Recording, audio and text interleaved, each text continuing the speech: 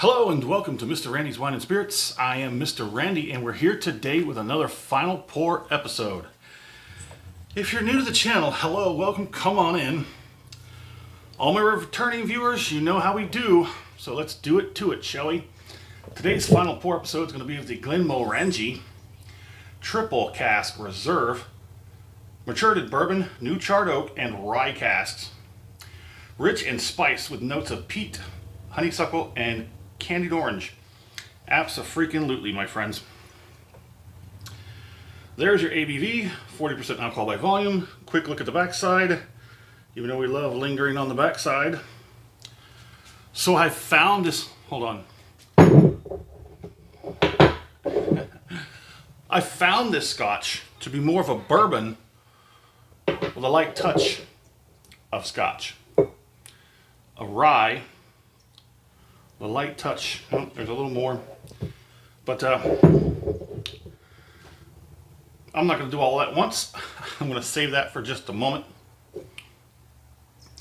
Like I said, on the nose, it's rye. It's mainly rye with a light hint of the Glenmo on top of the rye. You do get the candied orange, the honeysuckle, everything that's great about the Glenmorangie is kind of mixed in with a pretty solid rye, actually. Now, I don't have a rye that often. I have a planning. I'm going to do the Redwood Empire Emerald Giant, right? Yeah, we're going to do that one. That is going to be the bottle that's going to be replacing this one. So we're just going to go from a rye to a rye. But the nose has calmed down very much so on this Final Pour. Still get a rye, but you are getting that dusty, like wood shavings kind of thing that you would get from like a bourbon. It does like a dry, sort of dusty wood shavings on the rye side. On the scotch side, there is a little candied orange. It's not a whole lot. You have to go real deep for that candied orange. Honeysuckle is right next to it. It's very faint, very faint. So the nose has basically given up on the scotch and just went full blown with the rye. Let's go ahead and get this. I'm trying to think here for a moment. Yeah, we'll go ahead and get this first palating out of the way.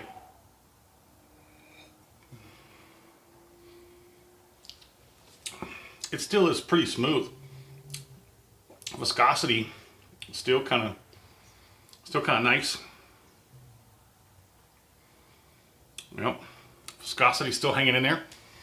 It coats the mouth relatively decently still, and it does got a good mouthfeel. It's still kind of silky. Let's get that second one on there and see how it works out.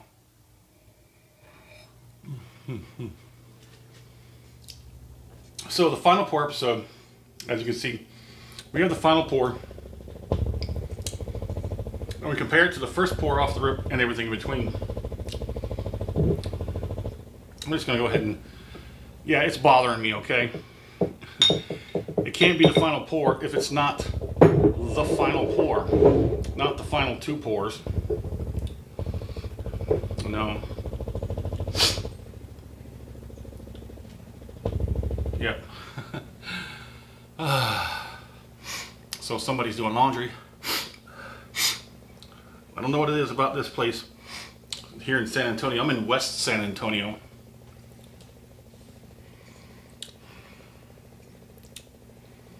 I'm gonna do one more.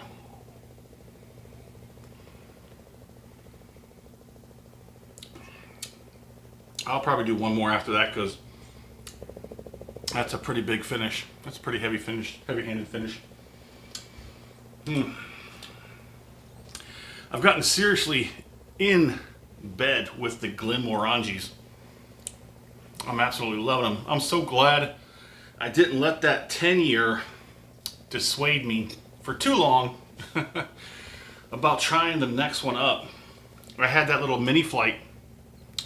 The mini flight had the 12, the 14, and the 15. And that, yes sir, made me go right back and pick up that, snag that 12. That 12 made all the difference. If you've only ever had a Glenmo 10 year, you're doing yourself a disservice. Go get the 12. The 12 is a completely different creature, and it really showcases the different direction that Glenmorangie has gone since then. They had a 13. That I think it was, wasn't it the yeah, that guy back there, that 15-year-old La Santa. That one I think was the 13, at least that's what they say on the website. And the 13 went to the 15, and the 10 went to the 12, or the original, the OG expression. I don't remember if they said anything about the 14 La Quinta. I think that's what it's called. That one's on the list. I think that's my next one. I do believe there's one more out there I haven't picked up on yet. Let's go ahead and do this. One more.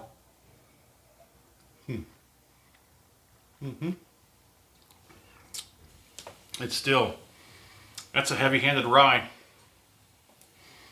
I think this would fly a whole lot better as a Scotch finished rye than as opposed to a rye finished Scotch.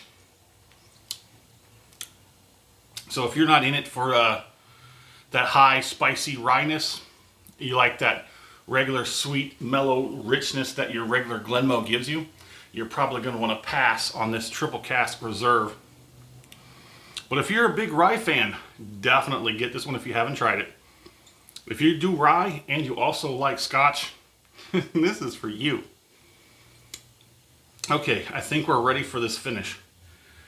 Yeah, I think it's a little bit much, but we'll be okay. We'll pull through.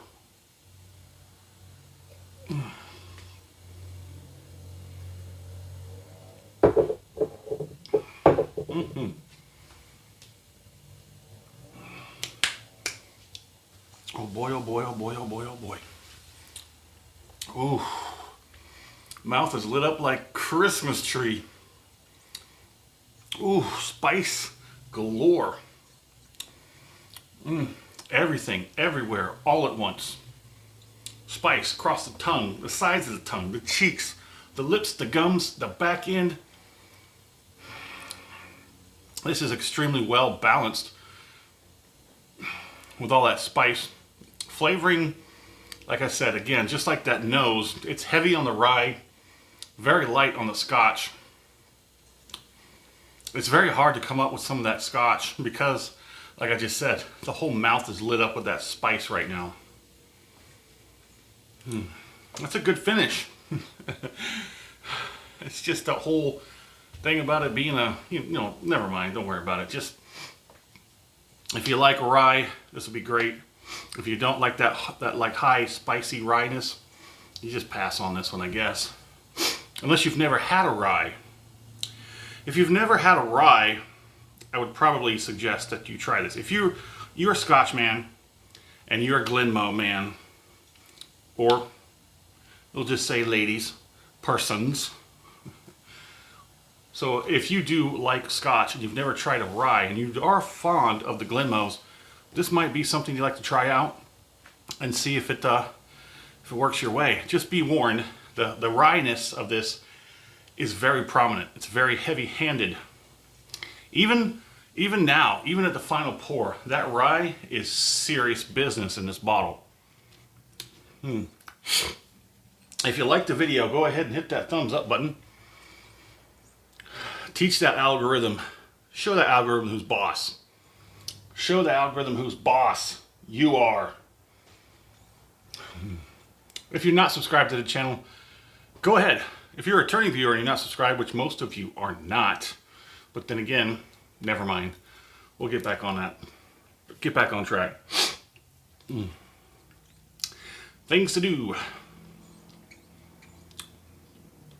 So the finish has just about surrendered. It's about done. The only thing that's lingering around is some good heat on the back end. It's not quite pushing a 2, but we got some good heat, and that is definitely from that rye. We did not find out particulars of the rye cask that were used. If you know, let me know in the comment section, where do they get the rye barrels from? I would love to know that. So yeah, the heat on the background is going to slowly float down, so I'm not going to keep you. But do me a favor, in the comment section, tell me, where are you at? What are you drinking? What's going on in the world of libations around you? And as always, thanks for stopping by here at Mr. Randy's Wine and Spirits. If you're a rye lover, it's definitely a great one.